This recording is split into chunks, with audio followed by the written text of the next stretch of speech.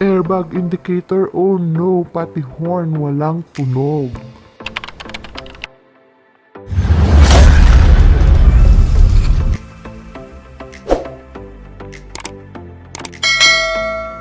Hello guys! Samahan niyo ako ngayon para sa pagpapalit ng clock spring ng Toyota Avanza.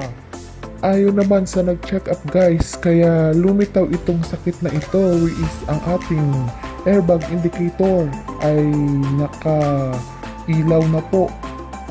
Dahil sa clock spring na nasira nung pinagawa ang pangilalim nito.